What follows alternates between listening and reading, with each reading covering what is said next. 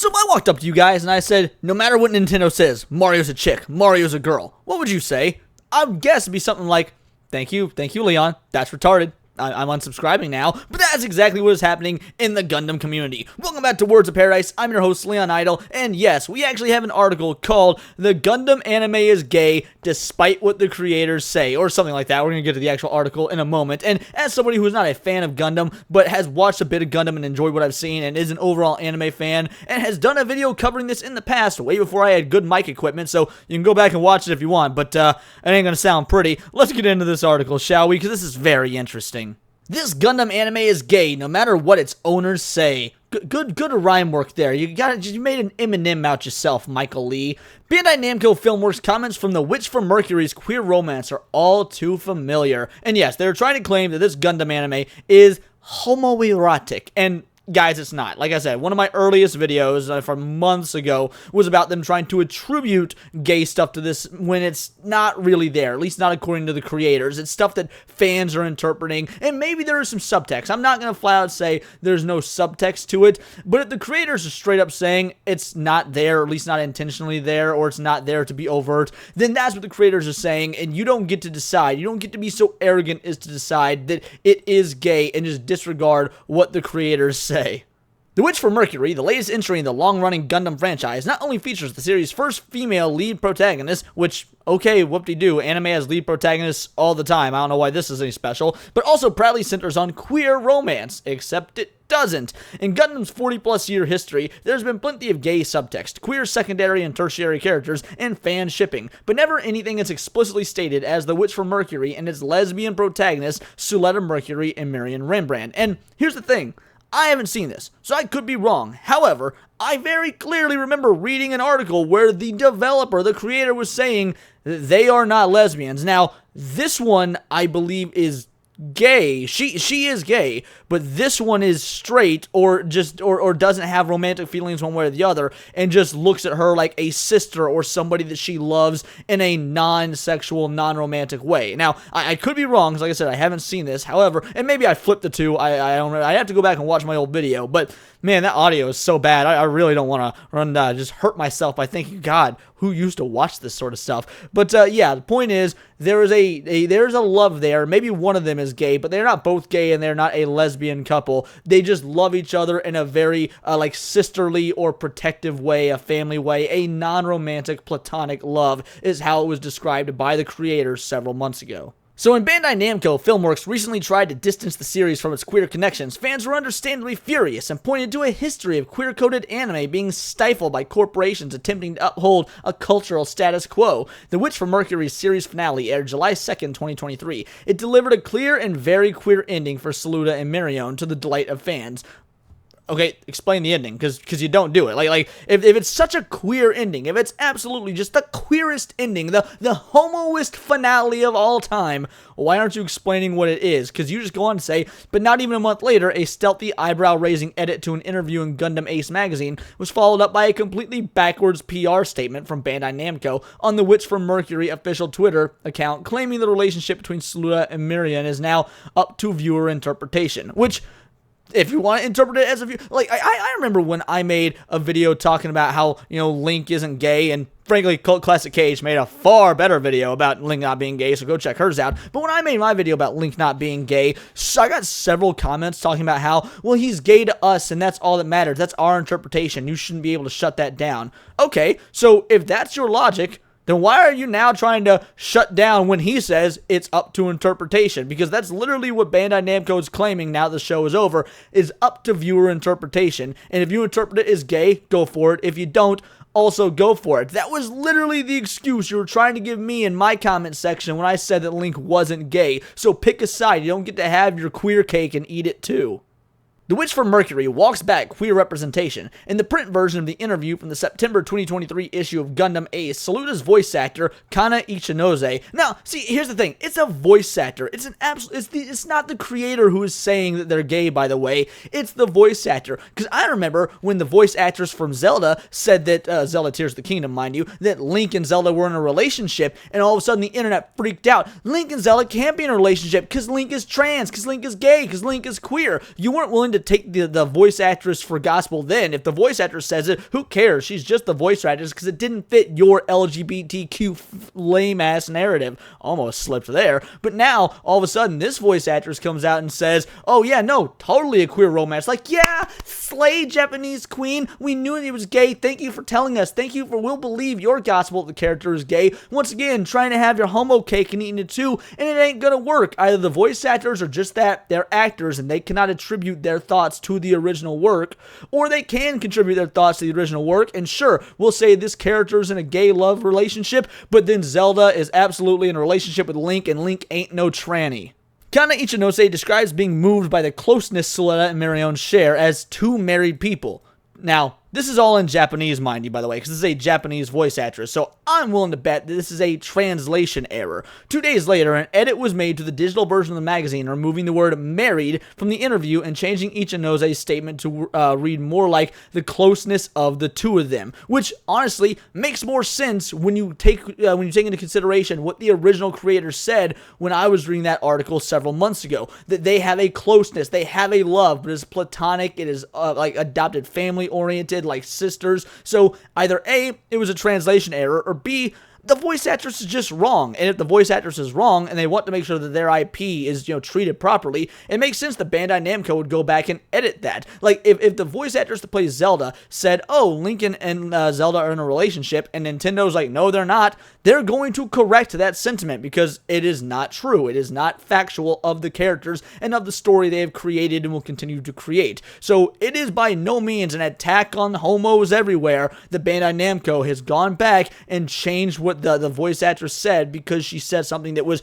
either wrong or just flat out a lie, one of the two. Or again, mistranslated. The edit was immediately noticed by Gundam enthusiasts on social media and spread so quickly that Bandai Namco thought it best to clarify the situation, claiming that a rogue editor at Gundam Ace added the word married to the interview as their own interpretation. So there's another option, that the editor put the word married in there and that the voice actress didn't actually say it. Now, we're never going to know which of these is the case. It is entirely possible that the editor could have taken liberties. I mean, we see that all the time in American political commentators and writing and journalism. We definitely see editors taking things and putting their own interpretive spin on it, editorializing how they want people to read and digest certain facts. So yeah, why wouldn't the same thing happen in Japan? Japan ain't above yellow journalism. I don't know. Can we call Japanese journalism yellow journalism if, we're just gonna move on. The idea that the word married was added by the editor and not spoken by Ichinose herself seems unlikely. Ichinose enthusiasm and obvious emotional investment in playing Suletta and the discussions with her co-star Lin, who voices Mirioni, in the radio program for the show Majo Raji indicated she understands what their relationship is. I mean, does she though? Does she understand what the relationship is? Or is she just going based on her own thoughts because she is not the creator? She's the voice actress. Just like, does the voice actress for Zelda actually know for a fact her and Link are in a relationship, or is that just a feeling she got while portraying the character, while reading the lines, reading between the lines and getting into subtext, which could be completely wrong. In the final episode, Suletta and Mirioni are seen with matching rings that animators chose to have sparkle brightly in the sun, drawing more attention to their status as a married couple. Though it's difficult to prove whether or not Ichinose actually said the word married, it's clear that she is supportive of Suletta and Mirion's romance, and the removal of the word certainly raises eyebrows. Kotaku reached out to Bandai Namco for comment. The Witch from Mercury has courted a passionate fan base since its debut last fall, many of whom are queer. And I'm going to go on a limb. No, many of whom are not queer, because there aren't actually a lot of legit queer people. In fact, this article gives us statistics for the queerness of Japan and America. They say that 10% of Japan identifies as LGBTQ, and about 7.2% of America does. We'll get to that part later. That actually is not that many. That's, if you got 100 Japanese people in a room, 10 will be some sort of gay. And if you got 100 Americans in a room, 7 will. That's actually not that many in the grand scheme of things. So, yeah, when you say many of the fan base is queer, no, Gundam is one of the longest running, oldest franchises in anime history.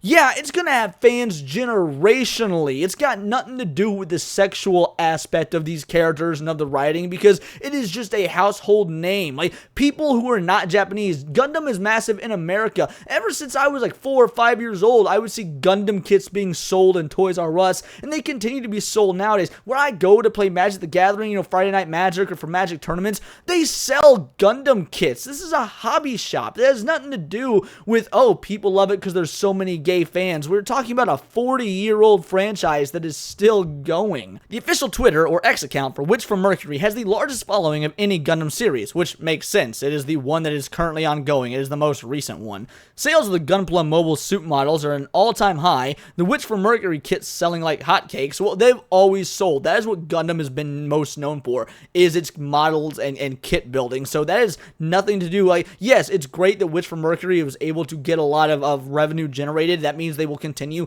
to make Gundam anime because the merch is selling. So I'm all for merch selling when it comes to anime stuff. But let's not pretend that this, potentially queer anime just broke barriers and did so much for Gundam.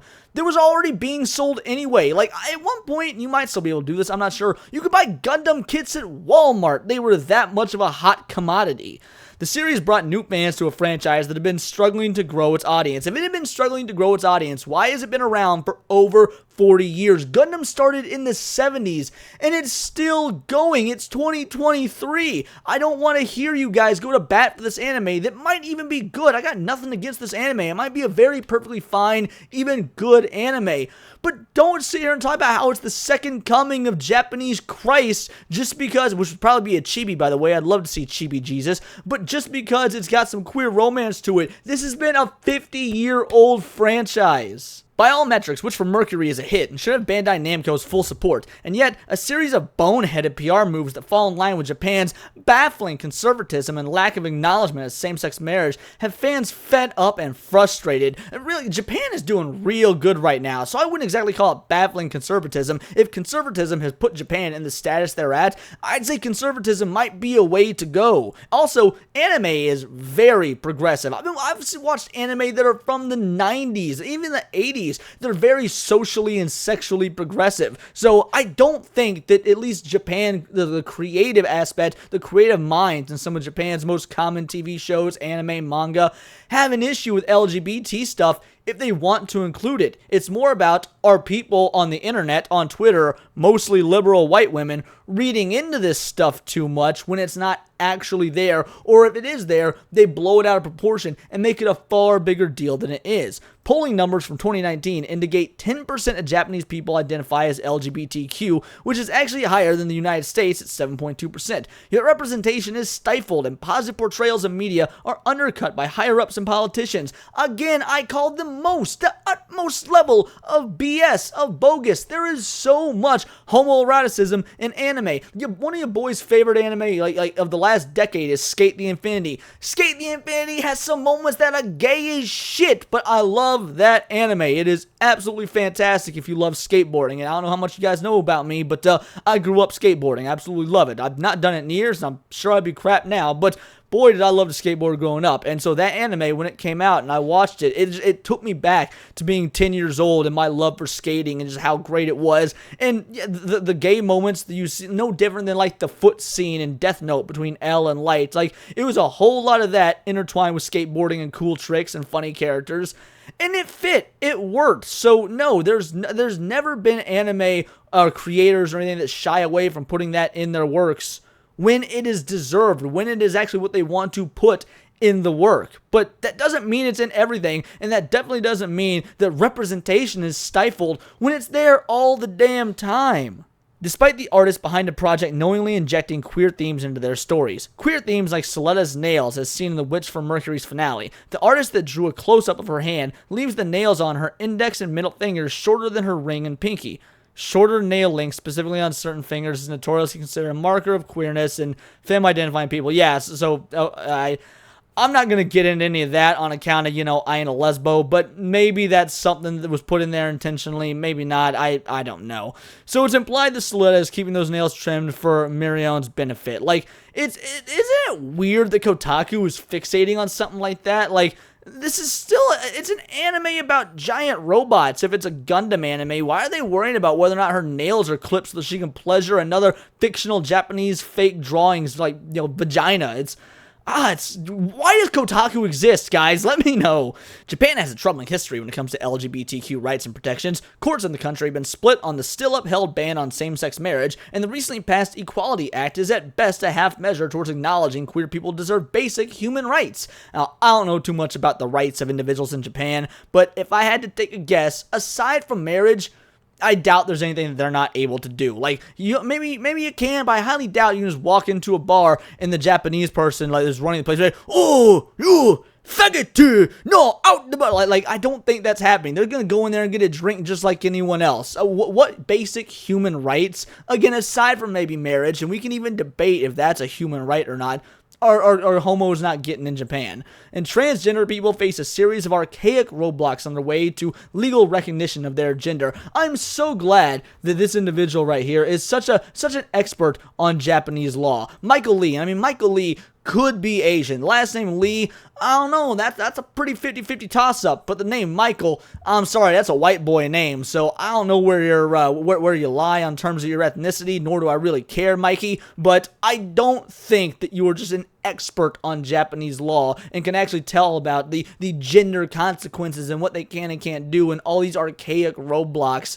I'm sorry, you're just not that much of an expert, I'd be willing to bet, because you're writing stuff about Gundam for Kotaku. Individuals often remain closeted to avoid harassment or work discrimination, where a lack of protections can create a toxic work environment. Sadly, it's unsurprising that media like The Witch from Mercury would be subjected to conservative attempt to refrain its narrative. This has happened before. Oh yeah, tell us all about happened before, because last time you just talked about how great Little Witch from Mercury was and how accepting it was, and oh no, it's subjected to a conservative attempt to reframe its narrative. Or maybe, just maybe, the creator didn't like what people were attributing to the anime that wasn't there, or they were incredibly over-embellishing it. The article goes on and talks about Yuri on Ice and how groundbreaking Yuri on Ice was, but oh, how the bad conservative Japanese government basically shut that show down and how it never got its movie despite the fact that it was so popular, and also probably didn't actually make a whole lot of money when it comes to merchandise sales, but that's just my guess. And then goes on to proclaim, despite what the creators say, it's still a gay anime, and we're gonna go ahead, we're going to have the arrogance and we're going to have the complete and utter hubris to claim that we know better. But I'm not going to go ahead and read all that to you guys, because this has already been a really long video, and it is hurting my brain to even stay on Kotaku this long. So I'm just going to leave you with this. If you want to know more, go ahead and check out the article. But I also strongly suggest you don't, because you will probably want to put a gun in your mouth afterwards, or maybe hop inside a Gundam and go to war and fight in some sort of giant intergalactic battle that you will likely die in. But even fighting in that intergalactic battle in giant robots, the death itself will be worth not having to have been subjected to any further writing from Kotaku, who have proven yet again they don't understand a damn thing about Japanese anime, culture, or anything within that vicinity. But those are just my opinions. Let me know yours in the comments down below, or let me know on Twitter, where you can find me at BoltTheWord. And please do subscribe. I am a nerdy news channel. I cover nerdy news every day. Nowadays, 2 videos a day. And just like I said in my previous video, if you haven't watched it, go back and watch it, talking about some voice acting changes to Futurama for some very ridiculous reasons. But other than that, I'm doing 2 videos a day, and I'm getting hit pretty hard in the algorithm for it, because it's not knowing which videos to push out to people. So if you guys would just, watch both, support both, like, comment, share the whole 9, it would really help a boy out. And until then, it's all here in the Nerdosphere, and this has been Words of Paradise.